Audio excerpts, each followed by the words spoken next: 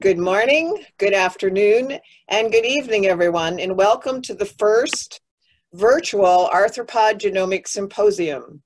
This symposium program started in 2007 at Kansas State University. We were joined in 2012 by Notre Dame and the University of Illinois Urbana-Champaign as hosts.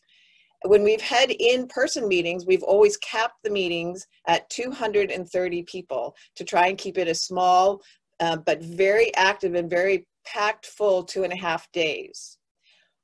We always stopped and canceled the meeting when we had an international Congress of Entomology, and we were planning to do that this year. But when Rob Waterhouse noticed that the meeting was canceled, he suggested that we do this virtually, and we are very excited to be doing this. So we must thank Rob Waterhouse for setting up Slack and getting all of this going and organized. And between Rob Waterhouse and Surya Saha, who is hosting the Zoom at Cornell, and all of the very hard workers on the organizing committee, who I've watched, I can't say that I've done that much, but it's been exciting to just watch this all come together. It's been absolutely amazing to see that we have over 1,000 people viewing this and joining us, and it's just really exciting to see arthropod genetics going that speed. It's been exciting to watch everybody join and to say hi and to say who they are and where they're from, and it's been really exciting to watch the virtual posters go up and to see people already starting conversations and starting conversations about annotation, assembly, and all the things that we always talk about at these meetings. I'd like to give you just one technical detail reminder before we get started with the first talks, and that is to post your questions in the Q&A. I'm also going to ask you to multitask a little bit, because if you would keep track of and just sort of watch the questions going up in the Q&A as well as listen to the speakers. If you could upvote a question rather than repeat it, it'll make it much easier on us to keep track of them. And hopefully we'll have a little bit of time at the end of the individual talks to ask a question or two. But of course, if we don't, there is a Q&A session at the end of each speaker session to have a little more talk. And there's other opportunities to get together with the speakers through the different meetings and channels. So I hope you've all had time to get a little bit familiar with Slack, and sit down, buckle up, and here we go. Mike.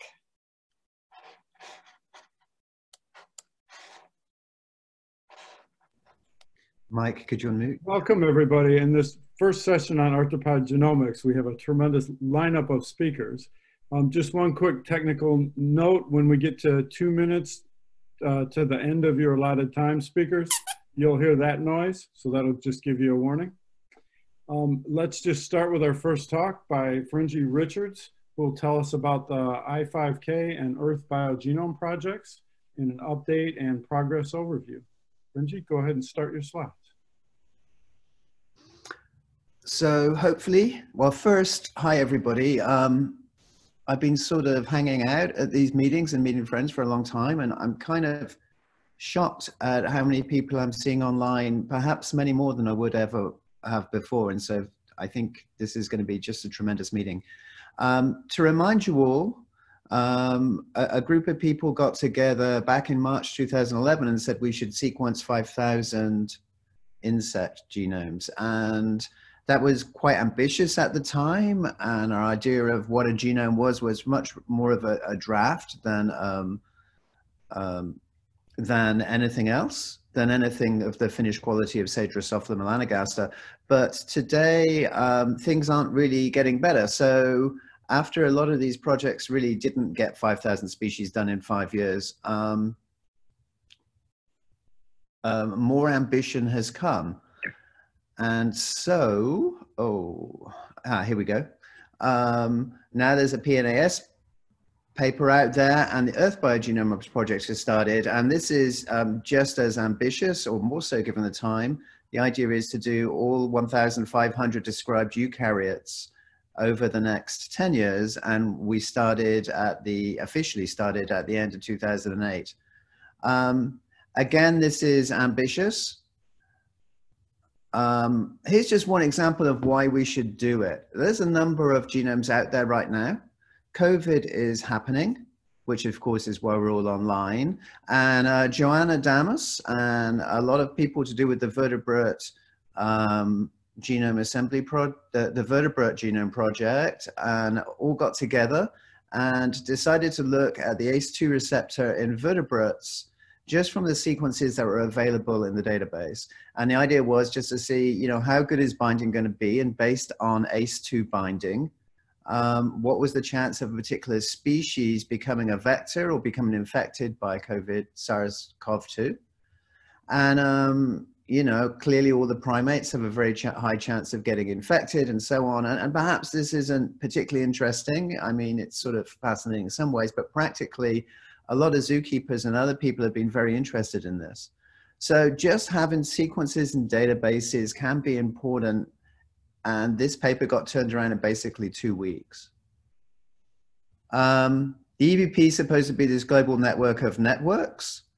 And how is that going is a good question, right? So here we have, if you can see my cursor, I5K, the G10K, the vertebrate thing, the plant projects, and many different countries. And so this is this vision with everybody complying with Nagoya and all of the other access, sharing, and benefit issues. And, you know, we've got these sort of MOUs from different organizations over a lot of the world where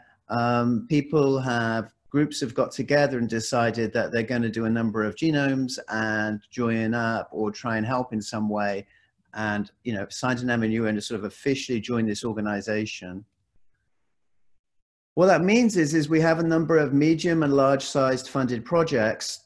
The EBP is not a funding agency, but they can all collaborate. So here in the US, the USDA is doing 100 agripests, which I think a lot of people know about. In California now, there's a conservation genomics project that's going to do about 150 California species. A little side note there, I was very disappointed at the species choice. Very few of them are arthropods, and a lot of them are charismatic megafauna. So I think as a community, we've got to deal with that issue. I think it's fine if you think of state representatives, but I was disappointed to see it come out of biologists. The DOE Fungal Genomes Project, the VGP, has been doing very well. We're going to talk a bit about their quality. Australia's got an endangered species project that's probably going to do 50 to 100 species fairly soon. China at the BGI has a 10,000 plant project, and you're going to hear very soon from the Wellcome Trust and the Darwin Tree of Life project. I can imagine when I put this slide together, there's 1,000, 1,500 new genomes coming out in 2020. But everything's changing this year. So let's say 2021. I also want to say that these projects often grow as labs find more money. So you may find yourself not having your species of interest in your lab being covered, but you may know a group working on these, and you may find out that it's cheap to join the pipeline they're putting together. You know, maybe you have to come up with the incremental cost of sequencing, but you can sort of join in with a project and make it a bit larger than it was initially thought of by maybe chipping in some sequencing money and giving them samples and things like that. In the US, we're trying to get a national sequencing strategy. This bill is currently stuck in the Senate, and I don't see it going anywhere this year, being that now the election is coming up and the craziness is going to get more crazy. The EBP had this strategy of a phylogenetic wave, right? So, you know, the three domains, a eukaryote, a eubacteria, an archaea, and a eukaryote, they got done by Craig Venter a long time ago. And I think the phase we're after right now is we're trying to get these 9,000 odd eukaryotic families, a representative from one of each of those. And move, yeah, here we go. So here are the current stats as of about 12 hours ago last night. Right now in NCBI, my script picks out 5,400 non-redundant assemblies of any quality. If you ask how many of those are, you know, contigs greater than a megabase, we're up to 834, and this is basically doubled over the last year. And at least, you know, 627 of these are really, really high quality assemblies with great contigs, great scaffolding, and things like high seep in them on chromosomes.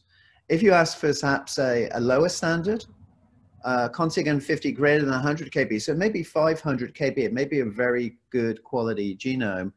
We're closer to 2,500, and again, so, you know, things have started moving. On this slide, you can see here we got on the left with the red any assembly, so terrible ones included. On the right, in the middle, draft quality, so contig 50 greater than 100 kb.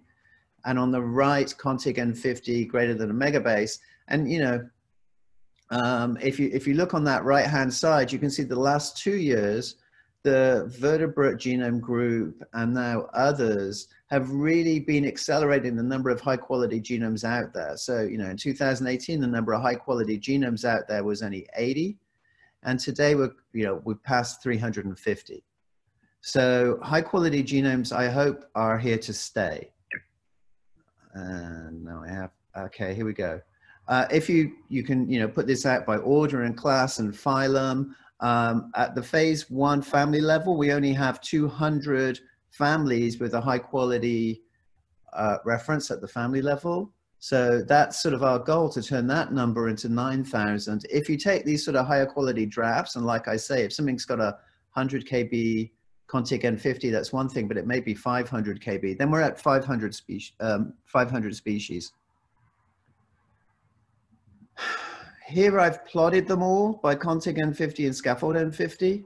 And this right-hand gold square is the highest quality genomes. And you can see things are moving into this direction. This is where we want to be. But there's a ton of stuff down here that we're going to have to redo, simply because if you try to work with this, you get frustrated by gaps. So we're now at the point, I think, where quality is cheaper. If you do this just for arthropods, the chart's pretty similar, actually. I've got a lot of genomes down in this bottom left corner, but the top right corner is beginning to get, you know, populated, and there's some cool mosquitoes and things and other things you're going to hear about moving into this top right-hand corner. Of the 615 arthropod species, your 4 favorite orders are popping out, as you would expect. So nothing similar here. So, you know, Diptera, that's basically melanogaster and mosquitoes, Hymenoptera, ants and bees and things. I'm always sad that the Coleoptera is the one where, of the major insect orders, is the one which we see the least of. I don't know why that is, but there we go. I want to talk about quality. The Vertebrate Genome Project has been very ambitious about going for quality. Some of the people I think that need to be appreciated far beyond the vertebrate community in this group is, you know, Adam Felipe, Richard Durbin, Gene Myers, the PacBio people who've been working with them, and Eric Jarvis, who has gone around shouting up and down for genome quality. And they started off with a sort of a very expensive kitchen sink approach. But, you know, to quote Eric, it was more expensive for him to go back and fix things, even with fairly high quality drafts, than it was for him to do it, you know, the first time for his bird work. They've just had a paper come out, and as part of that paper, there's this idea that we should have fairly high quality genomes, and they've been aiming for over a megabase and over 10 megabases for contigs and scaffolds respectively. An updated quality standard is now available on the EBP website.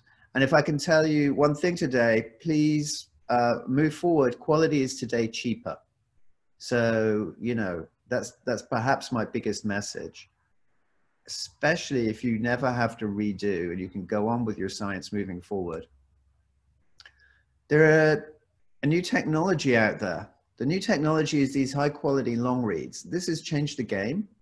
Here are 3 new assemblers trying to do it, trying to use these high quality long reads to very rapidly give you a good assembly. Hengley's Hi-Fi SM, IPA out of PacBio and HiCanoe. Personally, for someone who dabbles in bioinformatics, I find the IPA really easy to use, and it does a really nice good on the second haplotype. So here's an example coming out of the California, and this is the Western Pygmy Blue. Adriana Briscoe is the person who's been working with us supplying the species. And Jonas Korolak from PacBio did the assembly. I'm putting this one up simply because the assembly happened last week, right? We just got the results last week. This is half a hi-fi run. It's a low input library. The wingspan of this is only about 15 millimeters. The IPA assembly happened overnight before we could blink. You know, Jonas grabbed the data, told us he'd got the data. In the same email, he told us he got the results. It's a small genome. It's only around 200 megabases. But we have basically a 5 megabase config and 50 right off the bat. Almost no work. We've still got to add high C to put this on chromosomes. The quality is fine, but this, in many ways, is a holy grail of genome assembly I've never had before. What about smaller things? I mean, you know, this is a small butterfly. Clearly, we got a lot, you know, if this is going to be our goal, it's going to be kind of crazy. And if you look at all of these families, I've got here a little microscope against some that may have small species, and especially when you start looking at all of these mites, it gets a bit scary. So, you know, here's some parasitic wasps, thrips, people are still working on, copiapod. There's a lot of tiny things out there. And Mara, who's going to speak today, and others, especially Sarah King, have put together this low input protocol for mosquitoes, and that came out last year. But mosquitoes are pretty big, right? You can get 250 nanograms out of a mosquito. So here's a sandfly.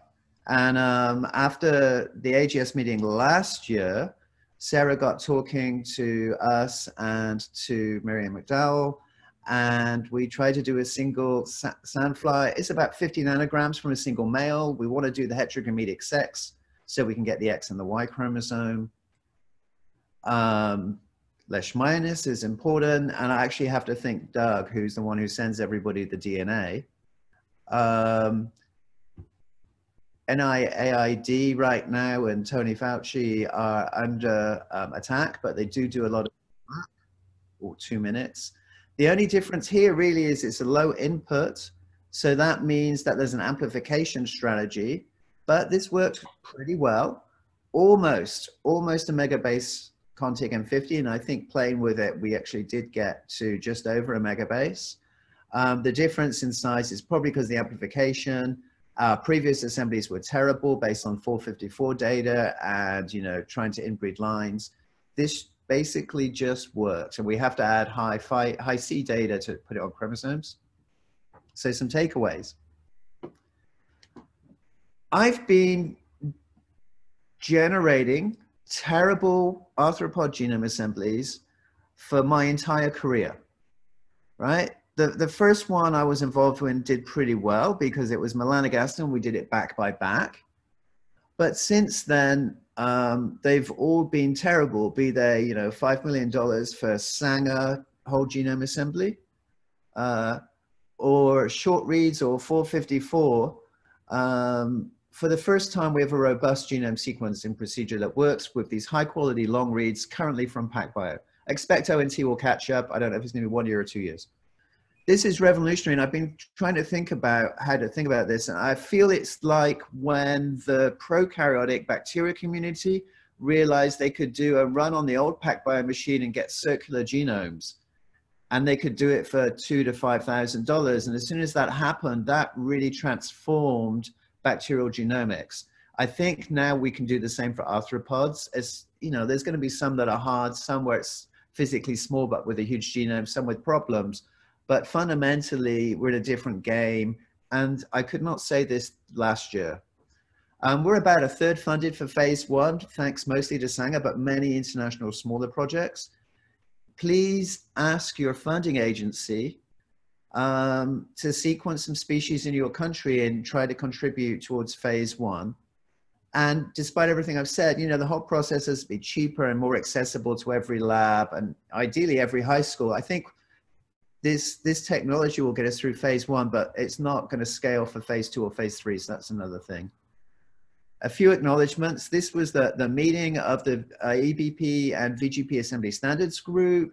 And I think the person who's really pushed high quality the most is down here is Eric Jarvis, but lots and lots of people have been involved in trying to have higher standards for the EBP so we don't mess up.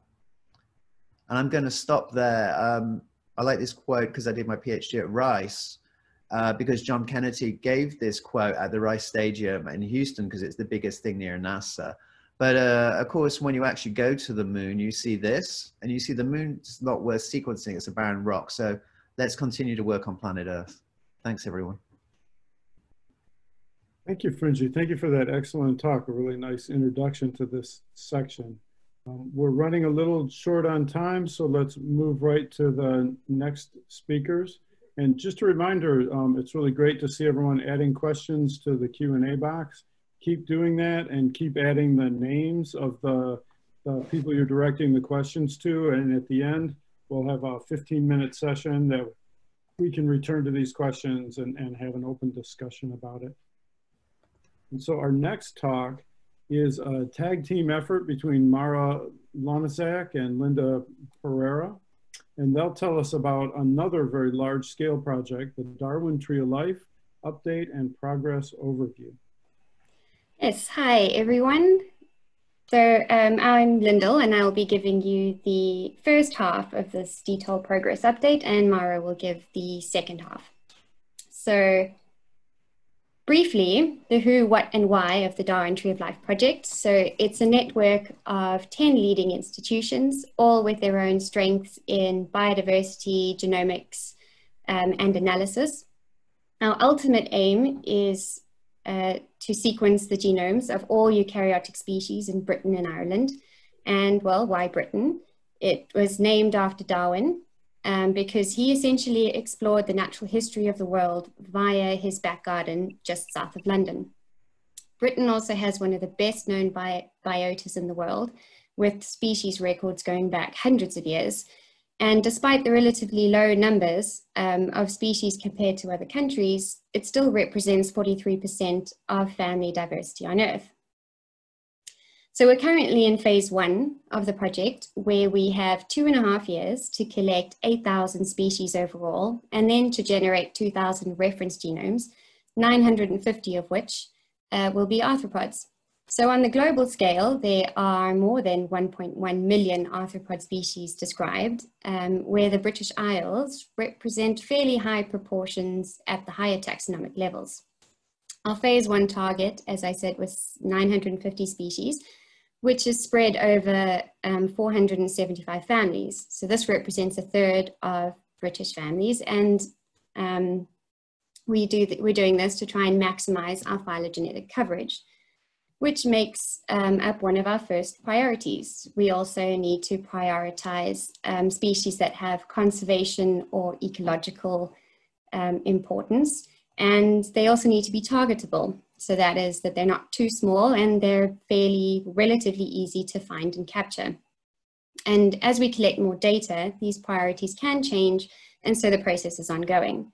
So far, despite all our cancelled fieldwork this year, we have managed to collect over 600 species from 200 families and 22 orders.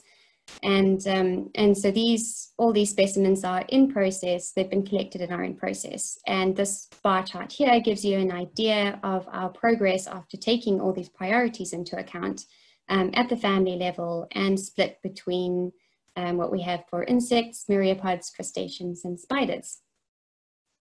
So one of the big factors influencing our priorities is, of course, research interest. So we have this ongoing survey that will be open for the duration of our project.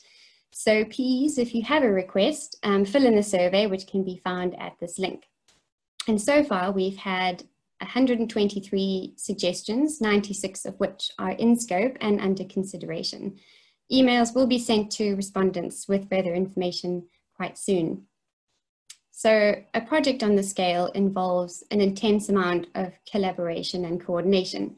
So species lists need to be updated and collated, and they constantly change. And at the end of this project, we will have the closest thing to a complete checklist that I think the country has ever seen, but it will still keep changing.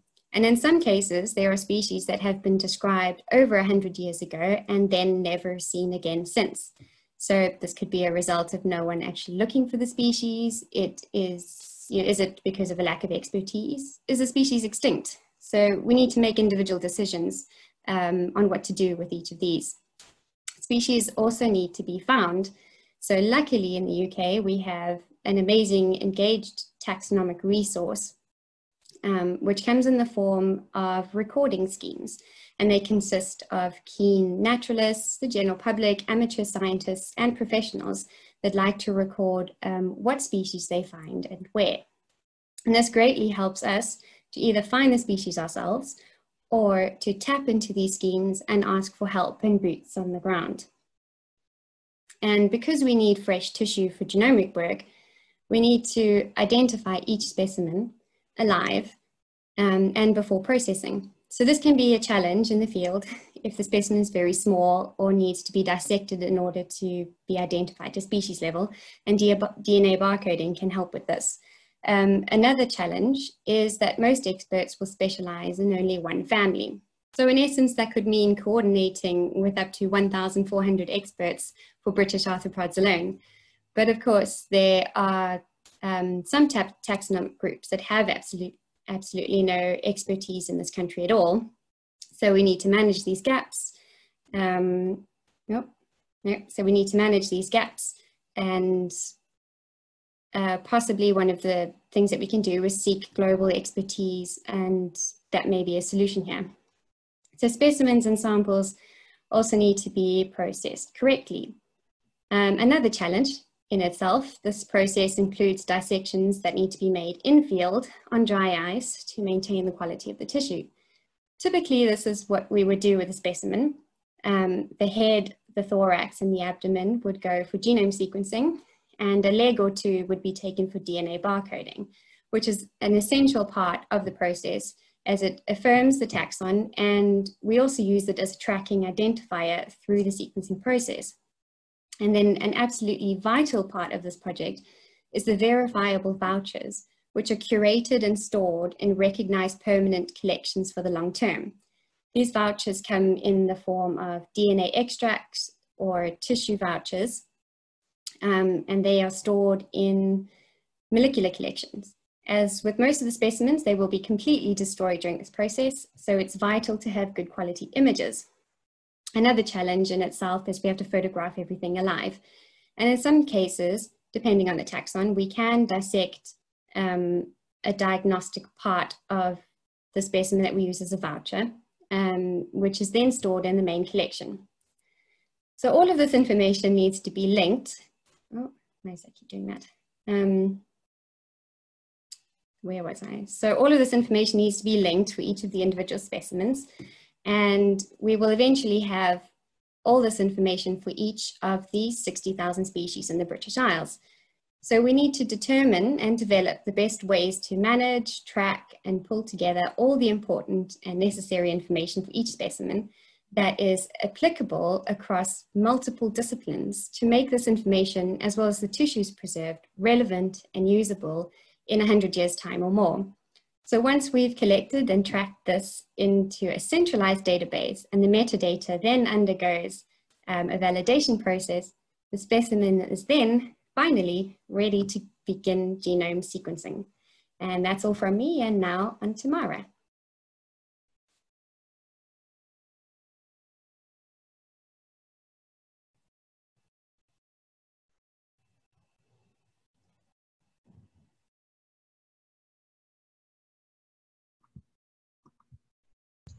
Hi, thanks, Lyndall.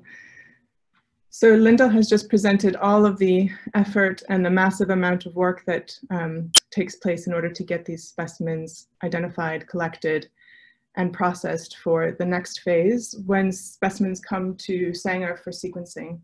And as has become standard over the course of the last year or two, we aim for a single specimen for every technology. So we want to generate data from a single organism wherever possible. For the arthropods, we tend to take the DNA from the thorax.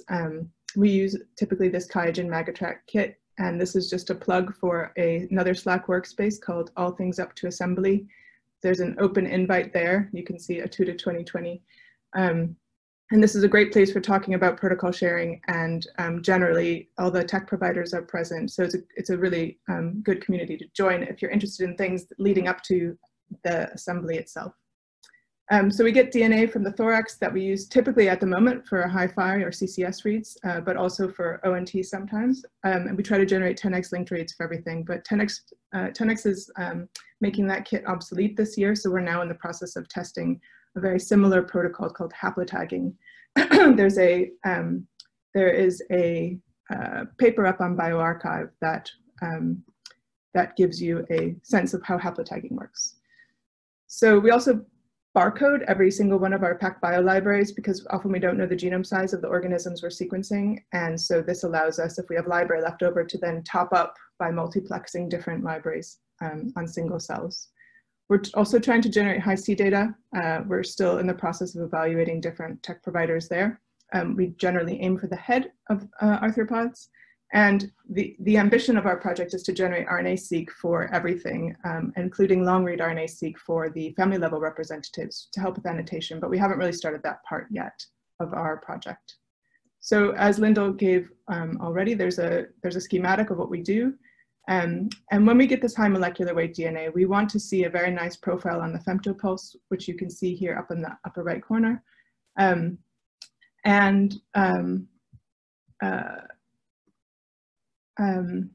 You can see this nice tight band here that's greater than 100 kb. We generally want to see something that's over 50 kb.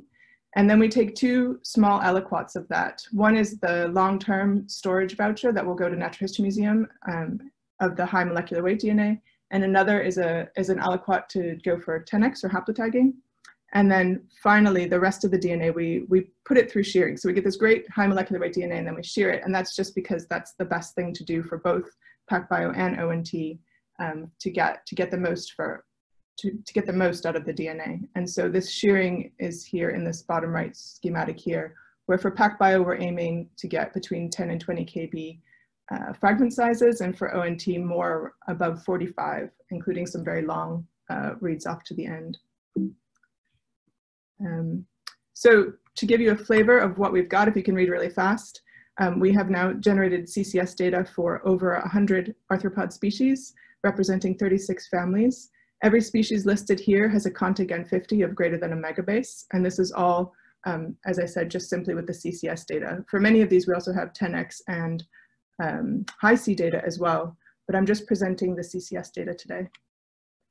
Here's a sense from across the 4 orders from which we have these 100 species: Coleoptera, Diptera, Hymenoptera, and Lepidoptera. You can see that the contig N50s, just from CCS data alone, is often greater than 10 megabases. And this is just the samples that have been greater than 1 megabase.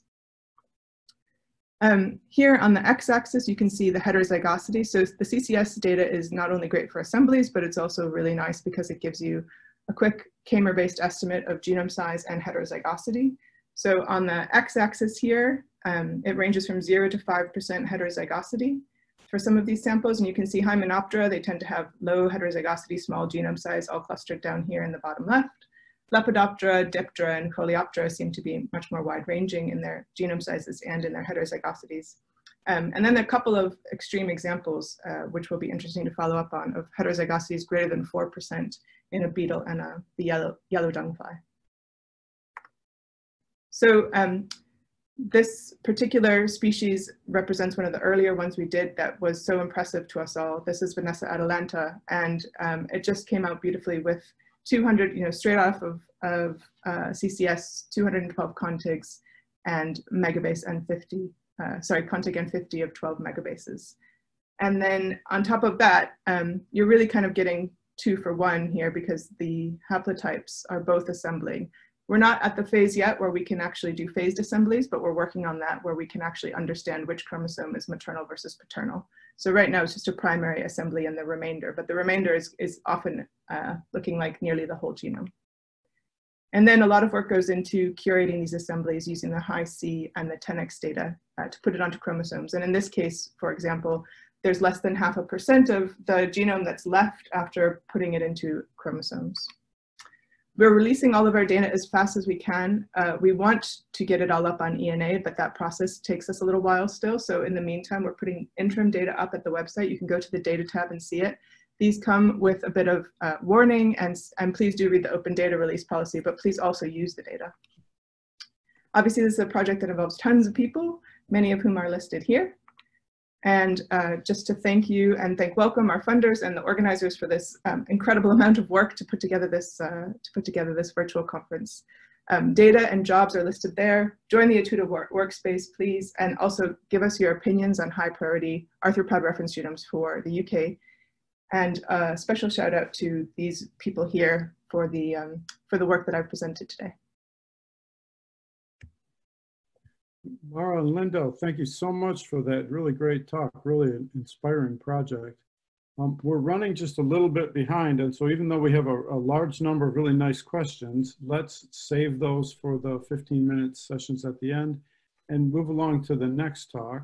So the first two talks, we saw a lot of description of really large projects that are generating a tremendous amount of data. Terence Murphy will now tell us a little bit about what happens to that data and what we can do with it.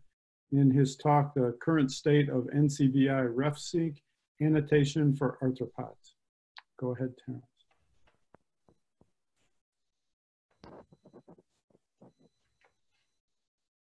Great. Hi, everyone. It's great to virtually be here today. I'm Terence Murphy. I'm the team lead for the RefSeq and Gene project at the NCBI. I'm going to give you a bit of an overview of what we do at NCBI RefSeq, what we have for arthropods, and I'll give you a bit of a whirlwind tour of our resources. So RefSeq started a bit over 20 years ago, first looking at human gene annotation. We've since expanded to a lot of different areas. If you use NCBI, you probably use RefSeq quite a lot, but you might not realize it. RefSeq start off as copies of sequences that have been submitted into the GenBank, EMBL, and DDBJ sequence archives. But we can revise metadata. In most cases, we're re-annotating genomes through our own pipelines. That's in order to provide a very consistent data set across everything that we have, and also supplementing an annotation when nothing's been submitted into the archives to begin with. You can recognize RefSeq sequences throughout NCBI because the accessions include underscores. You're probably most familiar with XPs, which represent model proteins. And as I said, RefSeqs are integrated throughout NCBI, and I'll tell you a bit about some of these resources at the last part of my talk. RefSeq's seen tremendous growth over the last 20 years.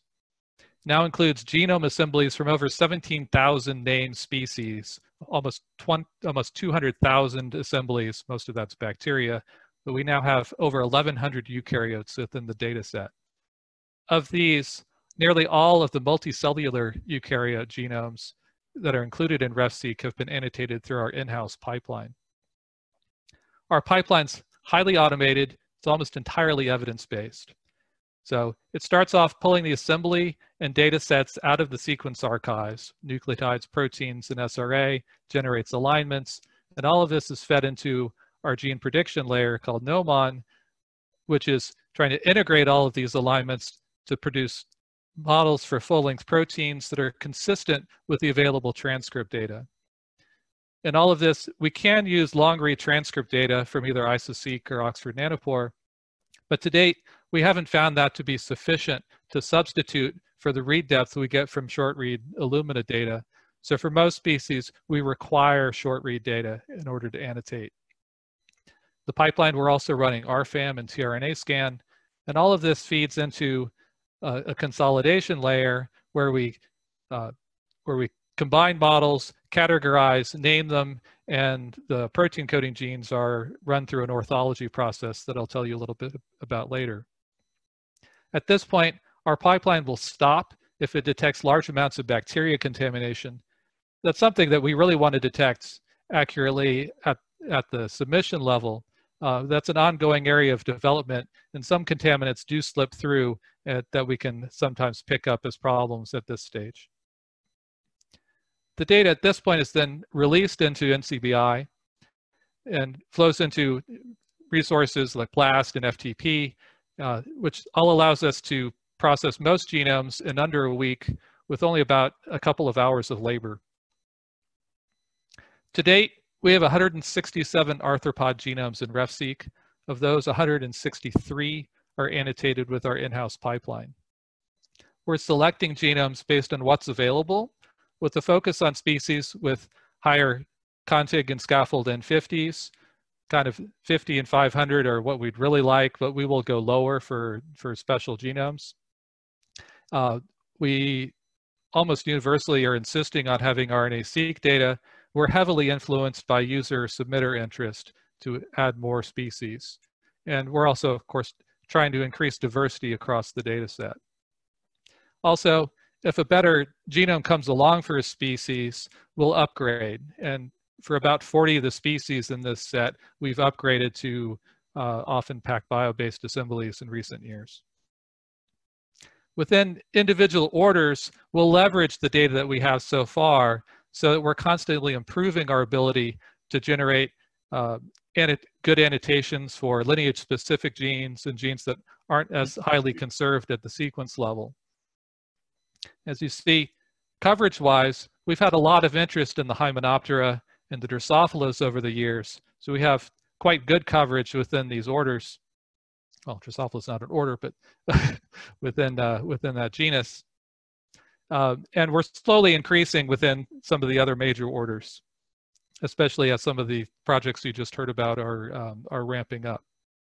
We do have a lot of competing priorities within RefSeq. So really the most effective way to get a genome added into the set is to ask, and I'll provide a link on Slack at the end.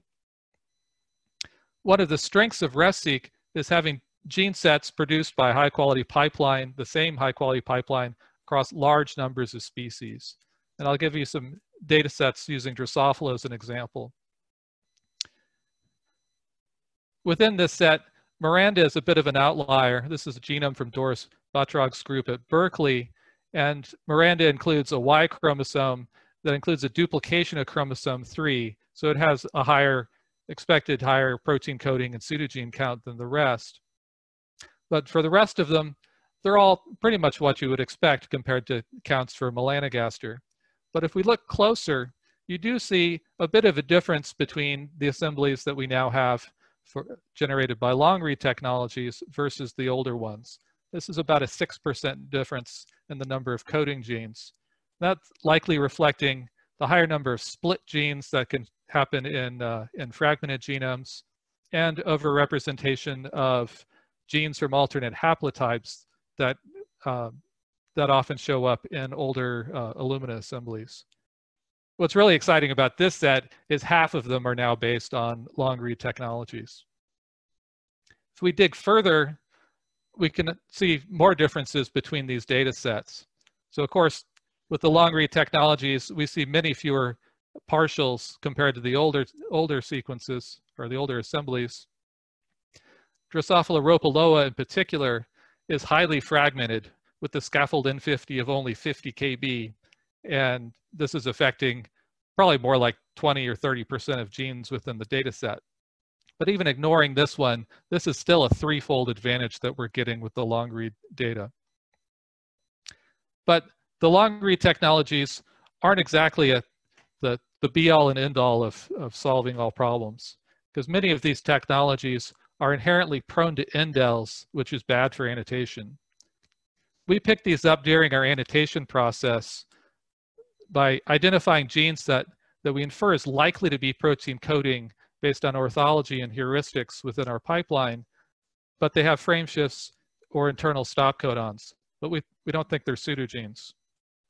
We'll go ahead and annotate these as protein coding genes. We give them this moniker, low quality protein, that you can identify in BLAST databases and in the annotation. But this is serving as a caution that there's something going on here. Drosophila serrata was one of the earliest PacBio-based assemblies, published way back in 2017.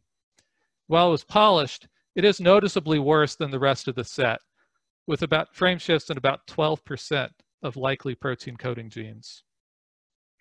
The more recent assemblies are all much better. Two sets in particular, one set from the labs of Rob Wing, Andrew Clark, and Manu Long, and a second set from J.J. Emerson's group at UC Irvine, are really quite excellent across this set. I consider the Drosophila pseudo-obscura assembly here to be our gold standard within the arthropods. And given that standard, some of the other PacBio and ONT-based assemblies do have a bit of room for improvement. They're certainly very usable in this state, but there's this is kind of the gold standard bar to aim for. What's not shown here is we're currently rejecting about 10% of PacBio assemblies that we start off in our annotation process because of excess frame shifts at rates similar to Serrata or worse. So I can't overemphasize the importance of polishing or other measures, including really deep coverage, that can be critical to remove indels from these assemblies. What we really recommend is tracking base level accuracy through your polishing process using a program like Mercury, really aiming for a standard like QV40. The last data set I'll bring up here is our orthology data. We're not currently running a full-blown all-by-all ortholog analysis. Instead, what we have during our annotation run, we do a comparison to a single reference using a process we developed that uses both protein alignments, local centini, and other metrics in order to identify one-to-one orthologs. For the insects, we currently run this against melanogaster, although we may switch to using more appropriate references for the different orders in the future as we grow out the data set. If we look at this data across all of the insects, what we find is we have a core of about 3,000 genes with one-to-one orthologs and over 90% of the insects we've annotated. And on the other end of the spectrum, we have about 6,000 genes that are showing up as one-to-one orthologs pretty much just within the diptera. This data is currently just on FTP. I'll provide this link. We're looking at how to better expose this within our web resources in the future. So I'm going to give you a really quick tour here of how all of this data integrates into NCBI. So we have our resource called NCBI Gene. That's your portal into gene-related content. Gives you search by nomenclature and other identifiers. You can access transcript and protein sequences, link out to our browser. There's access to publications in here. You can add your own publications to genes through a mechanism called GeneRif. There's also a link on here to provide feedback to us for improving, making suggestions for improving annotation and other aspects of the record. Within our browser, we have support for all of the RefSeq eukaryote genomes. The browser gives you the ability to browse by chromosomes or do search for gene-specific terms. Through the tracks menu, you can add a variety of additional tracks to the display. If genome annotation was submitted to INSDC, you can view that annotation side by side with the RefSeq annotation to give you a on-the-fly compare and contrast. For most of the arthropods, we have individual sample RNA-seq expression tracks, and you can see some differential expression for this gene between these two samples. And if we have additional assemblies available for the organism, you can view an alignment of that alternate assembly and project the old annotation if it's available. NCBI assembly gives you quick searches to identify all of the arthropod genomes, nearly 1,100 assemblies at this point. I won't go into details here, but this is one way to access into our new resource called NCBI Datasets. Datasets is a new way to access sets of data currently supporting genome data. It has both a web interface and programmatic APIs and a command line tool that all make it much easier to download genome data for anything from single assemblies to hundreds of genomes. It delivers data in a BD bag structure with an option to either download everything at once up to a threshold size as a single zip file, or you can download a bag that has pointers to the individual data elements, and then you can download them sequentially later. This makes it work much more robustly for large data sets, especially if you have a less reliable internet connection. Support for gene data sets is also coming soon. This project is rapidly evolving, so I strongly encourage you to give it a try, provide feedback, let the team know what works for you, what other features you'd like. Of course, you're also probably familiar with BLAST. RefSeqs are included in the NR and NT BLAST databases. But I also want to point out we have RefSeq specific databases for both proteins and nucleotide, which are smaller, faster, typically give you better signal to noise than just using NR or NT.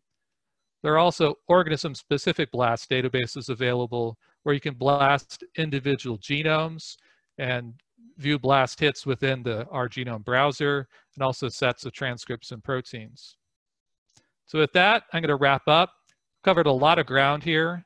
I really want to thank Francois Thibault-Nissen, who heads our annotation pipeline group, and Jenna Hoffman and Patrick Masterson, who are the two people who do the real work on the RefSeq arthropods.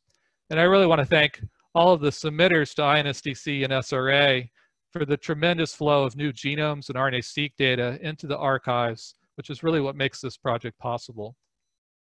And I will leave it at that. And I don't know if we had time for questions or we'll take them at the end. And I'm looking forward to reaching out to everybody on Slack. So please let me know what you would like. Thanks. Thank you, Terence. That was really a nice overview of the infrastructure that you built. It's incredible that you're keeping NCBI right up at the very forefront of genome databases and making it accessible to the community. It's really a tremendous service. So thank you for that. I think we'll save questions for the very end and move on to our next talk. The first three talks were about big projects and infrastructure, but what about the biology of the genomes? So the next two talks have a little bit more about what's in genomes and what can we say about them from an evolutionary perspective. And so the first is a talk by Gregg Thomas and Elias Dohmen on patterns of molecular evolution across arthropods. Go ahead, Greg. All right. All right. Can you see the screen and hear me all right? Good, okay. So, okay, hello everyone. My name is Gregg Thomas. I'm a postdoc at the University of Montana, and I'm happy to be here to talk about my contribution to the I5K pilot project in collaboration with Elias Dohmen at Munster. So I'll just start off by saying that I think, as we all know here, arthropods are the largest group of multicellular organisms on the planet. And with their sheer numbers, combined with millions of years, hundreds of millions of years of evolution, comes an amazing array of behaviors, phenotypes, and lifestyles. However, the genetic causes that lead to these phenotypic innovations remain elusive. And I'm particularly interested in this question: how does molecular evolution drive adaptation? In other words, how can we link genotype to phenotype? Well, to answer these kinds of overarching questions, we need to sequence the genomes of a lot of insect species so we can identify where they differ. And that's one of the aims of the I5K pilot project that Fringy went over. And for this pilot project, we sequenced 28 new arthropod genomes listed in bold here on the left, and combined them with 48 previously sequenced genomes to yield a data set of 76 whole genomes that spans 21 arthropod orders. And then after those genomes had been sequenced and annotated, we need to know which of those sequences we can compare to one another. So which gene sequences share common ancestry. And that was done using the OrthoDB, which clustered roughly 1 million gene sequences into 38,000 orthogroups or gene families. And finally, we want to reconstruct the history of those sequences. In other words, we need phylogenies of our sampled species. And that's where people like Elias and I come in. We want to use this vast amount of data that's been generated to reconstruct the evolutionary history of arthropods, and then use that history as a framework to evaluate the variation we observe between species. So typically the first thing we do when constructing a species-level phylogeny is we pick the set of loci that we think will be best suited for resolving those relationships. And a good way to do this is to look through all of your predicted orthogroups and pick out those that are present at a single copy in each one of your species. So that was the first thing we did. We asked, out of our 38,000 orthogroups in our 76 species, how many groups are single copy, have a single gene in each species? Turns out there were none, and this was probably the biggest roadblock in our comparative analysis. Maybe this shouldn't have been too surprising with the breadth of our sampling, So with hundreds of millions of years of evolution, it may be unlikely that any single locus has not been duplicated or deleted at least once. Another likely culprit for this is the annotation process. So if we misannotate a single copy gene in a single species, it becomes unavailable for phylogenetic reconstruction for all species using these criteria. So what can we do to solve this? In other words, how did we turn our species-rich data into sequence-rich data for this set of loci? Well, recently, methods have been developed to allow for paralogs and species tree reconstruction, and I think this result here shows that these methods will be necessary as data sets keep getting bigger and bigger. But these methods weren't developed yet when we were working on this project. So what we decided to do is to first construct a backbone phylogeny among the orders by using genes that were single copy in at least one species in every order. So this helped us to resolve the order relationships and the deeper nodes in the tree. But as you can see, it was still limited to very few loci considering the amount of sequence we had. So we chose to separately construct phylogenies for each of the multi-species orders using genes that were single copy within that order. And then we simply cut and paste those trees onto the backbone phylogeny. And this is the result. So this phylogeny, I think, is pretty much what we expected based on previous studies. And it was highly supported with few disagreements between tree reconstruction methods. Then to calculate meaningful rates of evolution, we need branch lengths in terms of time. So we estimated divergence times on this tree using 21 fossil calibration points. So with our tree as the framework, we can begin investigating the tempo and mode of molecular changes throughout the almost 600 million year history of arthropods. In particular, we looked at rates and types of amino acid substitutions, gene gains and losses, and protein domain rearrangements. So the first thing we can look at is rates of amino acid substitution, and we're able to estimate rates on each branch of the tree to see where bursts of evolution may have occurred. I want to emphasize that these are amino acid substitution rates, so we're not capturing the full spectrum of substitution types here. But what we do see is that while the rates don't vary that much, they definitely aren't clock-like, indicating that lineages have experienced varying selective pressure or changes in population size, as we would expect. And we can see that the branches with the highest rates, which may indicate bursts of adaptation, tend to occur in the ancestral insect lineages. So next, we were able to reconstruct the history of thousands of gene gains and losses throughout the tree. Again, we observed that most lineages vary little when it comes to the rate of these events. And for these events, we also see a small set of branches with much higher rates. However, in this case, it's not the deep ancestral lineages, but rather a small set of lineages, including the leafcutter ants and some of the bees. And we can compare the rates of these events, amino acid substitutions and gene gains and losses. And when we do, we find no correlation between the two. And this isn't entirely surprising since the mutations that give rise to these changes are products of different mechanisms. So germline mutations during cell division lead to amino acid substitutions, while deletions and duplications during crossover lead to gene gains and losses. We do, however, observe a strong correlation between rates of protein domain rearrangement and gene gain and loss. So in one sense, we may expect this correlation because both types of change are preceded by similar structural variation. However, post-duplication, the mechanisms that may facilitate fixation of gains and losses and rearrangements differ, meaning this correlation could be interpreted as similar adaptive forces driving these types of changes. We can also look at the proportions of the types of gene changes we see, gains or losses. So here I'm showing for each lineage, the proportion of changes that are gene gains in orange and gene losses in blue. So if one type of structural variation inherently experiences higher amounts of purifying or positive selection, we may expect to see an excess of gains or losses across arthropods. So while we do see certain lineages with large excesses of gains or losses, which indicate those forces may be acting on those lineages, we only see a slight excess of gene gains when averaging across all lineages, meaning there's no prevailing force acting on structural variation across arthropods. And next I wanted to compare these patterns to some more focused studies that I've been involved with. So here we compare our broad interorder sampling to a sampling of a single genus, 25 Drosophila species. And here again, we see roughly equal amounts of gene gains and losses on average across Drosophila lineages. So basically, this is what we might expect based on our broad observations. However, when we look at another genus, in this case 15 bumblebee species, we see a stronger excess of gene losses. So this can perhaps point to stronger purifying selection acting on duplications in this group.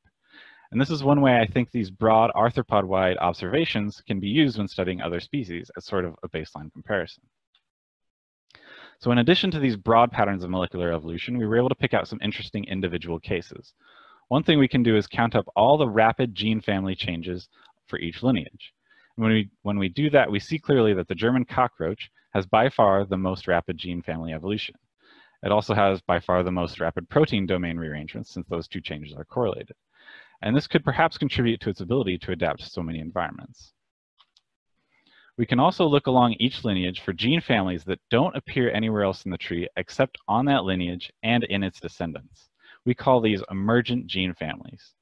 When we look at these, we see another clear winner, with the ancestral Lepidopteran branch having by far the most emergent gene families. Functionally, these families are enriched for peptidases and odorant binding. We also found emergent gene families in the lineage leading to insects, or the last insect common ancestor, as portrayed here based on some fossils. So these families included genes with functions relating to wing morphogenesis, larval development, and pigmentation, all of which may help facilitate the transition to a terrestrial and subsequent airborne lifestyle. So what are some things we learned from this project? First, I think this project makes it apparent that we won't be able to rely on single copy orthologs for phylogenetic reconstruction, as data sets keep getting bigger and bigger. So species tree methods that account for paralogs or missing data will become critical, or we'll need to reevaluate the loci we're picking for building phylogenies. For future biological questions, I'm interested in getting broader estimates of substitution rates on these data, especially now that there are several studies that also measure mutation rates in insects. I'm also interested in observing population level patterns of copy number variation. So this study and others I've been involved with capture gene gains and losses after they've been fixed between species. And I'm really interested in the dynamics of gene gains and losses from de novo events to segregating within populations and finally being fixed within species. So I've been especially happy to talk about this project now that it's published. And I've included this here to make sure everyone can see what a community effort this was, and to thank and congratulate everyone involved. And I'd like to specifically thank these 4 people for helping us out a lot for this project, and of course, Stephen Richards and the sequencing team at Baylor for leading everything. So thank you. Thank you so much, Greg, for that really tremendous talk. Amazing insights into the genome biology of arthropods. Really cool. We're right at the end of our 10-minute time, so let's move on to the next speaker and save questions. And so our final speaker in this section is Clement Kent, who will tell us about genome composition evolution in arthropods. Go ahead, Clement. Okay. It's a pleasure to follow Greg in this sequence, because I'm talking about an extremely simple measure that could be applied to all these arthropod genomes that are being generated, and yet it still has complexities. So I'd like to thank the organizers, and especially all of you who are generating arthropod genomes. I'm doing almost insultingly simple analysis of your genomes and genes, but I think you'll find that there's got some interesting trends. So I've got to move to my next slide. There we go. Does the genome GC in arthropods, so just the simple measure of total GC content, show phylogenetic trends? That's the first question I'm looking at. And at the gene level, does that GC content show trends? So moving from the genome to the gene. And then how can we use that to interpret changes in genes and genomes? So here's some data that was drawn from a number, primarily RefSeq genomes. Along the horizontal axis, we've got the whole genome GC as reported by NCBI. And on the vertical axis, we've got the GC in the 3rd base pair of the CDS sequences of those genes. Again, mostly based on RefSeq, but in order to get some of the newest arthropod genomes in there, there's a few that were in gene and genome, but not yet promoted to RefSeq. One of the things you can see from this is that the the crustacean and the chelicerate genomes are some of our most extreme examples right now in this GC spread. And so I hope I will make a lot of people who are working on crustacean and chelicerate and who knows, sea spider genomes happy by saying we need more of them to fill in this picture. So here's an upvote for all of you working outside of the insects. One of the other things you can see here, different insect orders are represented by color, and you can tell that they tend to cluster together, but not always. And there are some older orders, in particular the Diptera, the Hymenoptera, that actually span quite a bit of this genome space. So why do I care about that? I work on population genetics, population genomics, and one of the ways that we detect selection when we compare two genomes is we compare protein changes, which are assumed to be adaptive in many of the classical methods, to synonymous site changes, which are assumed to be neutral. And there are a lot of exceptions and quibbles around that, but that led in, to this very general measure of the ratio of non-synonymous or protein changing changes, DN, to synonymous or non-protein changes. And if that ratio is higher, if the DNDS is higher, we think that there might have been evolutionary pressure for change in that gene or group of genes. Now, there's many more sophisticated methods than that, but as I'm going to show you, they all get screwed up. And here's why. The slide I showed you before, this one, said that there's big differences in genome GC, and that shows up in the third base pair of their genes. Well, the third base pair is almost entirely synonymous, but nonetheless, the amino acids in genes of different species sometimes follow suit. So here we've got the third base pair GC content of all these different arthropod species. And on the vertical axis, we've got the proportion of isoleucine amongst their amino acids. And somewhat disconcertingly, we can see that there's a minus 0.85 correlation between the proportion of isoleucine and this synonymous or almost entirely synonymous third base pair GC. Over on the other side of the screen, we've got another amino acid, alanine, and it's got a positive correlation of 0.85 with the gene GC3, so the synonymous GC content. And what that means is that since most of our measures of evolution compare amino acid change to synonymous change, there is noise or confusion caused by these genome GC differences that are confusing the issue of these measures of evolution.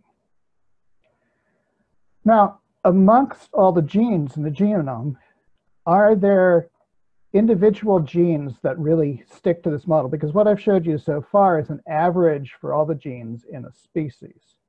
So here's an individual gene, the isoleucyl tRNA synthetase.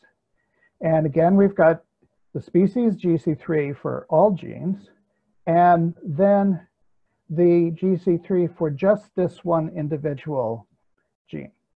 And it's got an R squared of 0.66. That's an R of about 0.81. So yes, within this one gene, the GC3 position changes as the genome position changes. And I labeled a few of them. Here's your skin flake mites, honeybee, one of the great crustacean genomes that are out there. And you can see that there's a pretty strong shift. So let's ask whether that makes a difference at the amino acid level.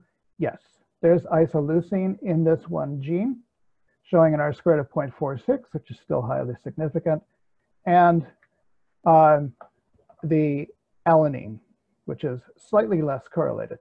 But there are many, many more examples. I just picked one, and I don't have time today to talk about this, but they tend to cluster in gene functional groups.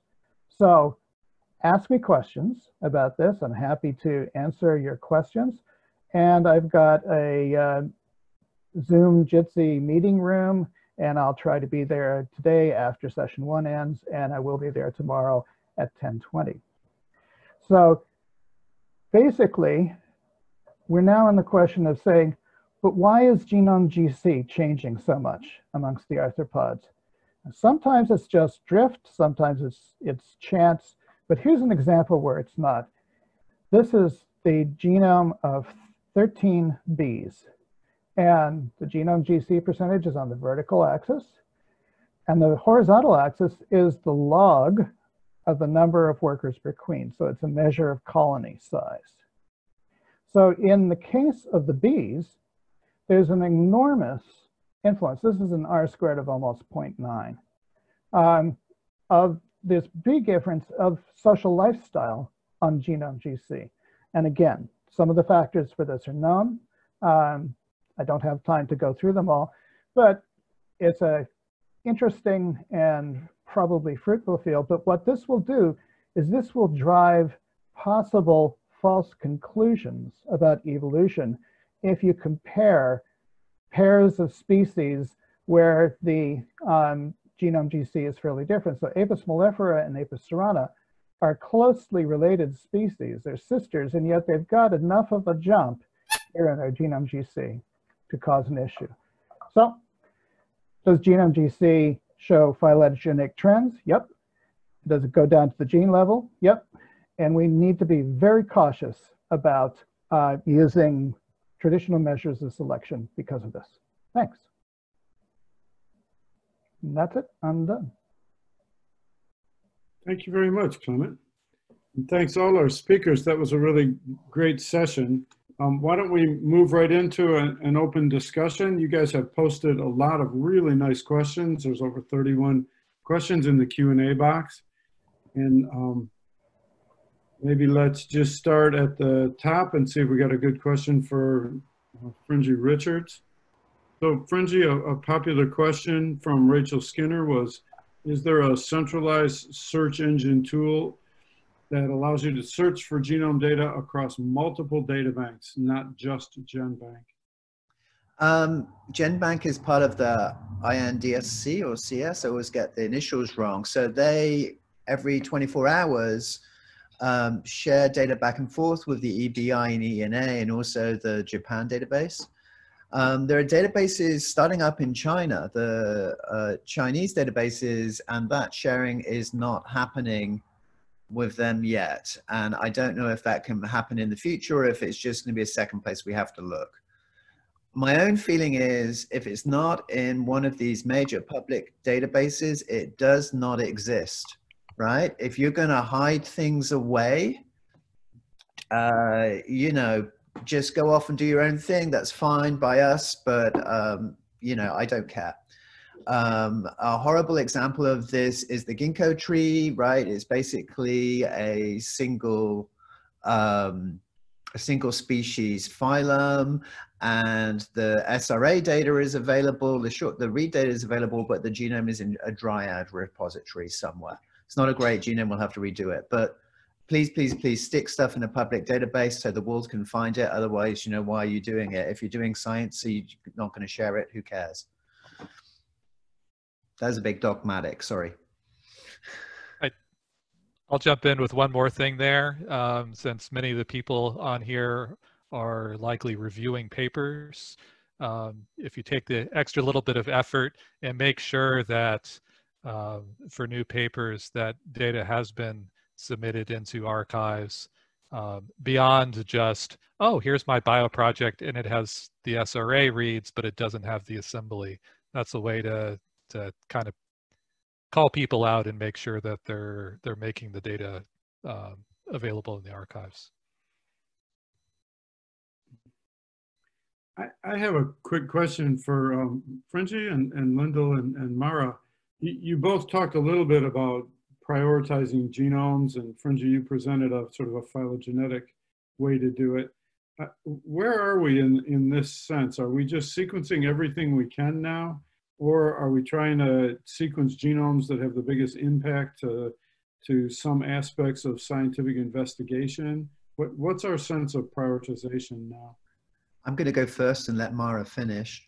Our role in the EBP is to try to, encourage funding and get groups to get moving, but it's not to tell people what to do with their funding money. That's up to them, right? And so different projects will have different priorities, and Mara can tell about the priorities of the Darwin Tree of Life. Well, I mean, obviously we want community input into this. We want to create genomes that are the most valuable the soonest. A lot of it right now is about what's easy to get a hold of, I think, and what's easy to extract from. So we're not tackling the mites right now because there are tons of them and they're super tiny. That will happen later on in the project. So I think there's, different people have different ideas about what priorities are, and some people have really requested things that are endangered.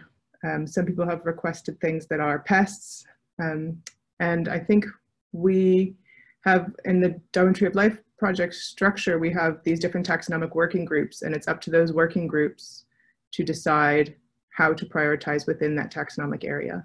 So we have an arthropods working group, and we have lots of suggestions from the community, and we have to decide in the end, what can we get a hold of? Is it reasonably sized? What's the genome size of it? Do we, is it a good representative for that family?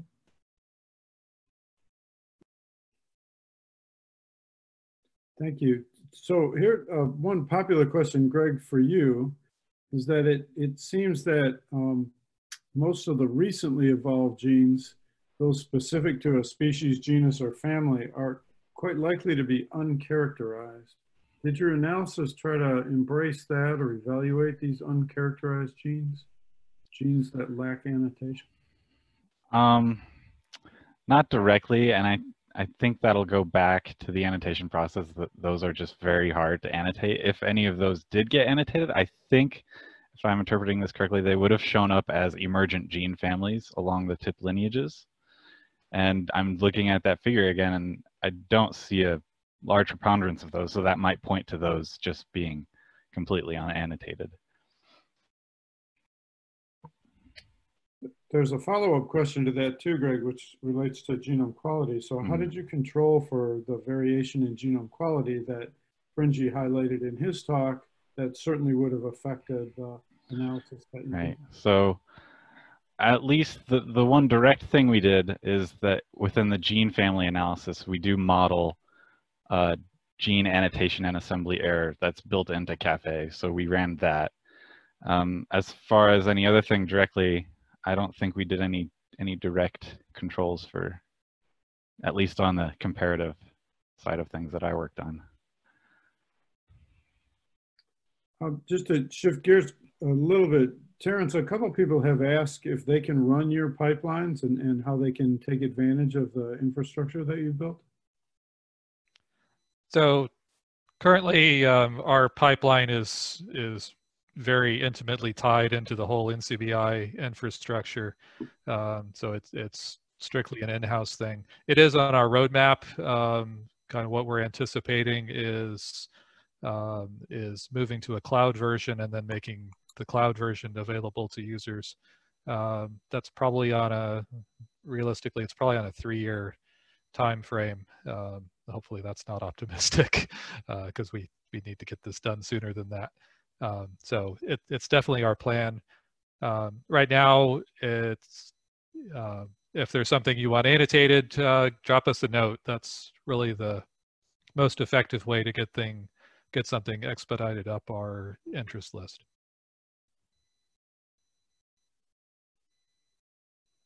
You're muted, Mike. Trying to keep you guys from hearing my keyboard. Clement, there's a question for you. How's the GC level connected with the recombination rate in arthropods? Can you comment on that? Yeah, it's a great question. Thank you for asking it. Recombination does tend to increase GC because of a phenomenon called biased gene conversion. I've published on that, and a number of other groups have published on that. And in particular, it's paradoxical. Why should we see the highest recombination rates in things like the honeybees that have the lowest GC contents. So it turns out there's another factor you have to look at, and that's the effective population size, how many organisms are breeding. And the social species probably have lower effective population sizes than, say, Daphnia. And so we've got to look at several factors at the same time. So just to follow up on that, within a genome, is there a correlation between GC content and the recombination landscape? Do you see differences close to centromeres or out at the ends of chromosomes? Absolutely. This is very well established, and I hate to mention it because it's a mammalian thing, but there are vertebrates that have high recombination rates near telomeres and where it's hard to assemble the chromosome in that area because the GC content is so high. The honeybee is an opposite case. It has recombination deserts that are very AT rich and defeated some of the early assemblies. So thank you very much. Thank you to all the speakers, and thanks for all the great questions from the attendees. I think let's give them all a big hand and thank them for their efforts. There's an opportunity after the sessions today to continue this discussion, so I encourage you to sign up for that and have an open discussion among the speakers and attendees. And then enjoy the next session. I think it'll be just as great as this one. Thank you very much, everybody.